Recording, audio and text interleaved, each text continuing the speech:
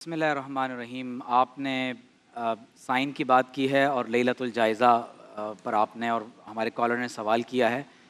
जायज़ा अरबी ज़बान में इनाम को कहते हैं, प्राइस।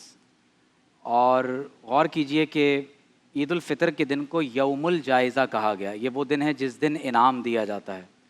इमाम बैहक़ी ने शुअबुल ईमान में और साहिब मिशकात ने भी अपनी किताब में और दीगर मुहद्दिसीन ने इस बात को नक़ल किया है कि जब रमज़ान अल मुबारक का महीना ख़त्म हो रहा होता है तो आप गौर कीजिए कि अशरे मग़फ़िरत, अशरे रहमत और जहन्नम से आज़ादी के अशरे के बाद अब एक ऐसी रात आती है कि हदीस में ये बात ज़िक्र है कि अल्लाह तबारक व तआला अपने फ़रिश्तों से फ़रमाता है कि तुम मुझे ये बताओ कि मेरे बंदे और मेरी बंदियाँ, दोनों लफ्ज़ हैं कि मेरे बंदे और मेरी बंदियाँ, जिन्होंने इस पूरे महीने में मेरी नमाज का हुक्म था तो नमाज अदा की, रोज़े का हुक्म था तो रोज़ा अदा किया, तो ये बताओ कि जब कोई मज़दूर अपनी मज़दूरी पूरी अच्छी तरह अदा करता है तो उसे क्या मिलना चाहिए? तो फ़रिश्ते अर्ज़ करते हैं कि परवरदिगार आलम उसे उसकी उजरत पूरी अता कर देनी चाहिए।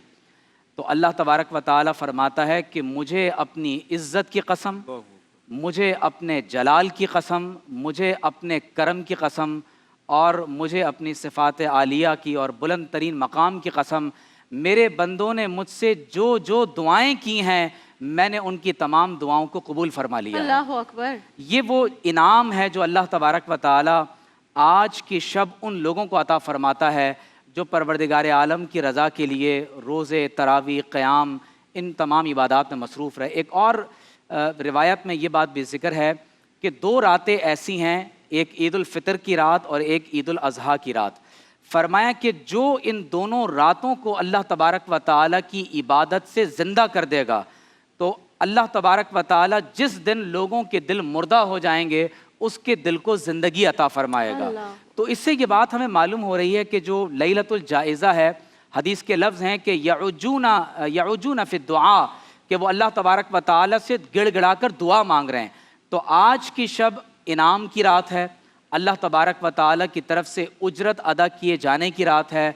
और सबसे बढ़कर ये कि आज की रात का जो वजीफ़ा है वो इस्तिग़फ़ार है, तौबा है। अल्लाह ताला की बारगाह में ये वादा और अहद करना है कि जिस तरह हमने गुज़िश्ता दिनों में तक़वा के ज़रिए से इन तमाम तर इबादात को महफूज किया था और एक प्रैक्टिस की थी कि तर्के हलाल से तर्के हराम की तरफ, यानी आप देखिए कि खाना पीना और बहुत से उमूर जो आम हालात में जायज़ हो सकते हैं लेकिन अल्लाह ताला की रज़ा के लिए उन उमूर को हमने छोड़ दिया।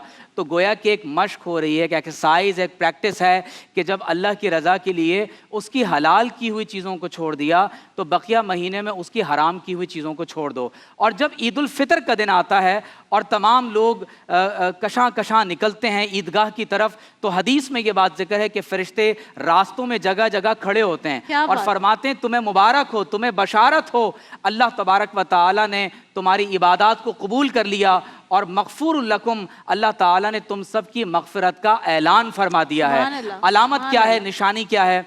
अगर नमाज़ें आज से पहले छूटती थीं और रमज़ान में हम नमाज के आदी बन गए हैं तो नमाज में इस खुशू व खुज़ू को जारी रखें। क्या बात? अगर हमने अल्लाह ताला की रज़ा के लिए डरना सीख लिया था तो अब हम इस सब्र की इस नेमत को हम जारी रखें। और मैं यहाँ पर एक बात कहना ज़रूरी समझता हूँ कि एक मुसलमान जहाज़ में सफ़र कर रहा था, यही अलामत है, एक मुसलमान जहाज़ में सफ़र कर रहा था तो बिज़नेस क्लास में एयर होस्टेस ने उसको इंटरनेशनल फ़्लाइट में शराब का ग्लास लाकर कहा कि sir would you like to have a glass of wine please.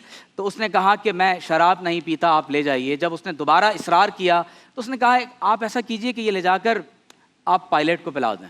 तो उसने कहा sir pilot is on duty, pilot इस वक्त ऑन बोर्ड है, वो शराब नहीं पी सकता। तो उसने कहा कि इसी तरह हर मुसलमान हर वक्त अल्लाह और उसके रसूल की ड्यूटी पर होता है, मैं शराब नहीं पी सकता। यही मैसेज और यही मैं समझता हूँ कि अलामत है।